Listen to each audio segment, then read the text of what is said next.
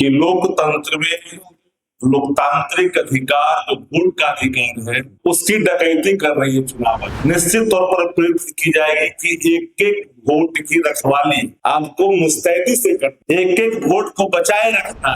ये सवाल किसी एक का नहीं है, पत्रकार हो, सामाजिक कार्यकर्ता हो, डिफरेंट ऑर्गेनाइजेशन में काम करने वाले लोग हो, किसान हो, मजदूर हो, गृहिणी हो, इस सबका सवाल है।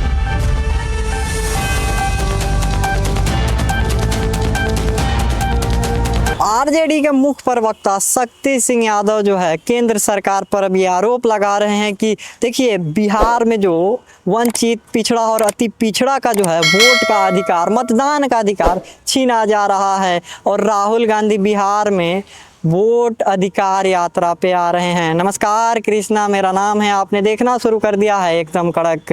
देखिए आरजेडी के मुख्य प्रवक्ता बड़ी बात कह दी है, केंद्र सरकार पे आरोप लगा दिया है, चिराग पासवान को लेकर के बड़ी बात कह दी है। उन्होंने चिराग पासवान को भी तंज कस दिया है कि जब ऐसी सरकार है, आप जिस सरकार की आलोचना कर रहे हैं उसी गठबंधन में एक तरफ आप हैं, सत्ता का मलाई खा रहे हैं। आखिर इन सभी मुद्दों पर एसआईआर का मुद्दा जो है अभी बवाल जो है इस पर, और राजनीति सियासी में गर्माहट इसकी कम होती नजर नहीं आ रही है। क्या कह रहे हैं आरजेडी के मुख्य प्रवक्ता शक्ति सिंह यादव, पहले इनकी बातों को सुनते हैं। जन्माष्टमी के दिन आप आए हैं, बांके बिहारी जी के जन्म उत्सव के दिन आप सभी लोगों का स्वागत है, अभिनंदन है। आप सब लोग जानते हैं कि इनके जन्म का जो समय है, समय ही इनका जन्म है और परिवर्तन के प्रतीक है बांके बिहारी। भगवान श्री कृष्ण के आज जन्मदिन पर आप सभी लोगों को ढेर सारी शुभकामनाएं और बधाई, बहुत बहुत धन्यवाद सभी साथियों का। व्यस्तम आज की छुट्टी के दिन आप लोग आए। नेता प्रतिपक्ष आदरणीय तेजस्वी प्रसाद यादव जी ने कई महत्वपूर्ण संवाददाता सम्मेलन में वोट चोरी का जो सवाल उठाया, धीरे धीरे देश भर के लोगों ने यह बात जान ली कि लोकतंत्र में लोकतांत्रिक अधिकार जो वोट का अधिकार है उसकी डकैती कर रही है चुनाव आयोग।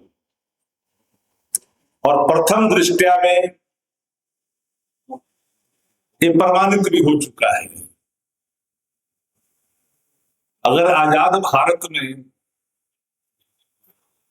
अपने पसंद का खाना खाना चाहते हैं, सोना चाहते हैं, जीना चाहते हैं, सांस लेना चाहते हैं, तो वोट के अधिकार को सुरक्षित रखना होगा, क्योंकि वोट का यह अधिकार आपको चैन से जीने भी देगा, चैन से सोने भी देगा, चैन से खाने भी देगा और अपने मन के पसंद के चीजों को करने भी देगा। इसलिए महत्वपूर्ण सवाल है वोट का अधिकार। वोट यात्रा पर, वोट अधिकार यात्रा पर नेता प्रतिपक्ष तेजस्वी प्रसाद यादव जी नेता प्रतिपक्ष है।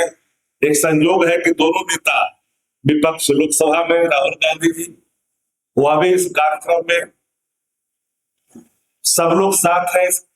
वोट अधिकार यात्रा में 16 दिन की यात्रा है और आम जन को ये बात निश्चित तौर पर प्रयुक्त की जाएगी कि एक एक वोट की रखवाली आपको मुस्तैदी से करनी है, एक एक वोट को बचाए रखना है, क्योंकि भारतीय जनता पार्टी वोट की डकैती करने में माहिर है। एक उदाहरण नहीं है, अनेक उदाहरण है। षड्यंत्र इनकी है। भाजपा का षड्यंत्र यह है कि इनको पहले वंचित किया जाए वोट से, बाद में जब वोट से वंचित होंगे तो सेकेंड स्टेप होगा कि इनको सुविधाओं से वंचित करेंगे। यह इनके षड्यंत्र के हिस्से है और इस सारे षड्यंत्र को, भाजपा की मंशा को आदरणीय नेता प्रतिपक्ष तेजस्वी प्रसाद यादव जी और इंडिया अलायंस गठबंधन के सभी शीर्ष नेताओं ने इसे समझा है, इस मंशा और विपक्ष की मांग ही थी और इतनी महत्वपूर्ण हुई। कई संगठनों ने, कई प्लेटफॉर्मों ने इसको गंभीरता से लिया। उच्चतम न्यायालय ने तो सभी विपक्ष की बातों को तन्मयता के साथ सुना भी और वोट के अधिकार को संरक्षण में अपने अंतरिम आदेश भी जारी किए। और अंतरिम आदेश जारी करने के बाद हमने कल एक नोटिफिकेशन देखा और नोटिफिकेशन वो जो पहचान पत्र है, आधार कार्ड है, इसको लेकर है। शायद आपको मिला है कि नहीं मिला है। आनंद फानंद में 15 अगस्त को ये इसमें आमूलचूल परिवर्तन करने की क्या आवश्यकता? पहचान पत्र को जो एक्सक्लूड किया गया था चुनाव आयोग के द्वारा, उसे इंक्लूड करने के लिए उच्चतम न्यायालय ने कहा। अब उसमें गोपनीयता का आधार कार्ड की बात कर रहे हैं। आधार कार्ड में पहचान आपकी आधार कार्ड, उसमें लिखा है कि आपकी पहचान आपका आधार। बिहार के मुख्यमंत्री उसके पीछे चरण बंदरा कर करके अपने राजनीतिक हित को साधता है। भारतीय जनता पार्टी समझ सकते हैं कि भाजपा किस विचारधारा की पार्टी है, उसकी ताकत क्या है।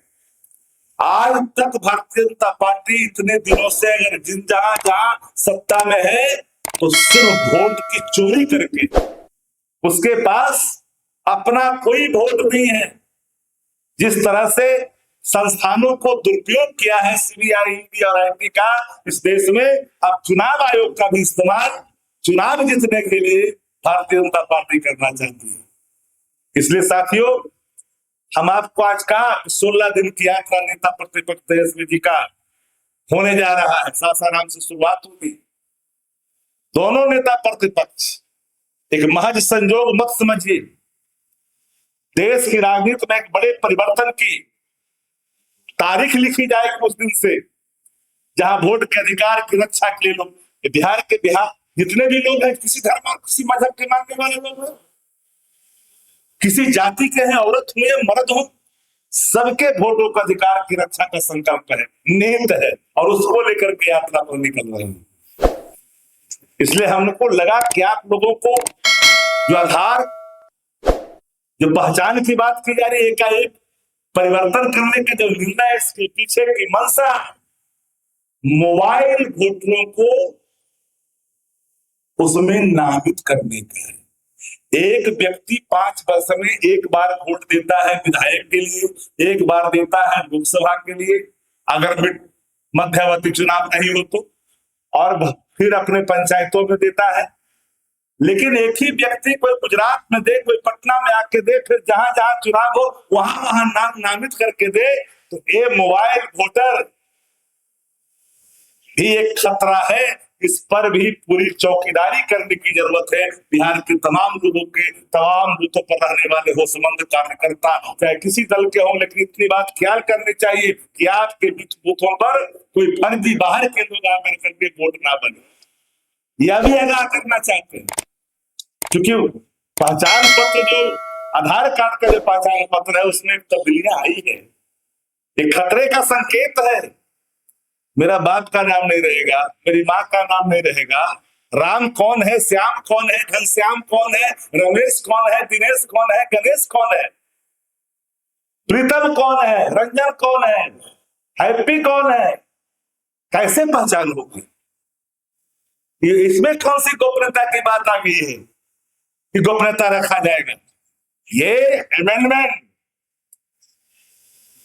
एक और हेरा फेरी के द्वारों को खोलता है, क्योंकि पहले से आधार को जब हम लोग इंक्लूड करने की बात कर रहे थे, उसको जानबूझ करके एक्सक्लूड किया गया था, उसे हटाया गया था।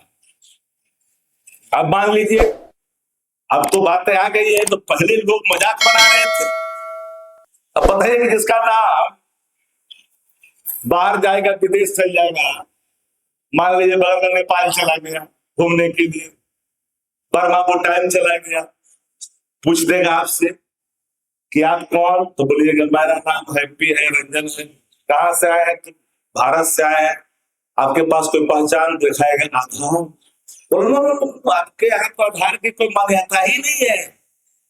तो बोलेगा पासपोर्ट, तो बोला पासपोर्ट कैसे बनाया हो? तो आधार से। बोला ये नहीं मानेंगे भाई, तो बना आधार से। तो कहेगा आवास का तो मानिएगा। तो बोला ये कैसे बना हुआ? ये बना है आधार से। ताकि मैं नहीं मानूंगा। तो आखिरकार आपके देश की मतदाता को किस जगह लाके खड़ा करना चाहते हैं? यही सवाल तो सुप्रीम कोर्ट ने भी गंभीरता से लिया। ये सवाल किसी एक का नहीं है। पत्रकार हो, सामाजिक कार्यकर्ता हो, डिफरेंट ऑर्गेनाइजेशन में काम करने वाले लोग हो, किसान हो, मजदूर हो, गृहिणी हो, ये सबका सवाल है। मंदिर में घंटा ढोलने वाले पंडित हो, पूजा इबादत करने वाले मस्जिद में मौलाना हो, पुजारी हो, साधु हो, सबको तो पहचान की बात है। सबके अस्तित्व का सवाल है। इसलिए हमने शुरू में कहा कि अगर चैन से इस देश में सोना चाहते हैं, खाना चाहते हैं, मनपसंद का रहना चाहते हैं, नींद लेना चाहते हैं, तो वोट के अधिकार को आपको संरक्षित रखना पड़ेगा और वोट के लुटेरों से सावधान रहना पड़ेगा। इसलिए हमने एक प्रसंग को जोड़ा, पानीपत वाली, कि किस तरह से सरपंच को हराया और उच्चतम न्यायालय से न्याय मिला। अगर हमारी भी गिनती मंगवा करके ईवीएम से कर लिया गया होता तो मैं डंके की चोट लगाता हूं कि मैं भी चुनाव 2000 से ऊपर से जीता। जीते हुए प्रत्याशी को हराया गया था। 5 साल का समय बर्बाद किया। मेरे के चलते हम बर्बाद हुए। 5 साल मेरा समय बर्बाद हुआ। हमारी महान जनता ने तो तेजस्वी जी का नेतृत्व में आस्था व्यक्त करते हुए मतदान किया था राष्ट्रीय जनता दल। अगर 10-12 सीटें हेरा फेरी 15 सीटें नहीं होती तो आज नीतीश कुमार 3 नंबर की पार्टी में की जो नेता है मुख्यमंत्री नहीं होते।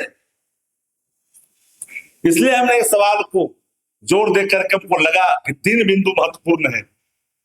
एक बुआन में सरपंच वाली घटना, एक आधार कार्ड में तत्कालिक उच्चतम न्यायालय के अंतरिम आदेश आने के बाद जो नियमों में तब्दीलियां लाई गई है, शंका के एक द्वार और खोल दिया है। तीसरा जो कल से होने वाली यात्रा है दोनों नेता प्रतिपक्षों का, आदरणीय तेजस्वी प्रसाद यादव जी और राहुल गांधी जी का। तो जैसा आपने इनकी बातों को सुना, कैसे चिराग पासवान पे ये तंज कसते हैं, कहते हैं कैसे अलायंस में है वो, और उसके बाद राहुल गांधी की यात्रा की जानकारी देते हैं। साथ ही उन्होंने जो है चिराग पासवान को तो पे बोला ही, लेकिन इलेक्शन कमीशन पर भी सवाल खड़े कर दिए। उन्होंने लोगों की नाम काटने पर केंद्र सरकार पर तंज कस दी है। आपने देखा कि कैसे क्या कह रहे थे। इन सब के बारे में आप अपनी राय कमेंट में बताएं। और क्या लगता है आपको, राहुल गांधी बिहार आ रहे हैं, क्या कुछ उनके आने से प्रभाव पड़ेगा या नहीं, कमेंट में बताएं। और ऐसे ही खबरों के लिए हमारे साथ बने रहे और देखते रहे एकदम कड़क। धन्यवाद।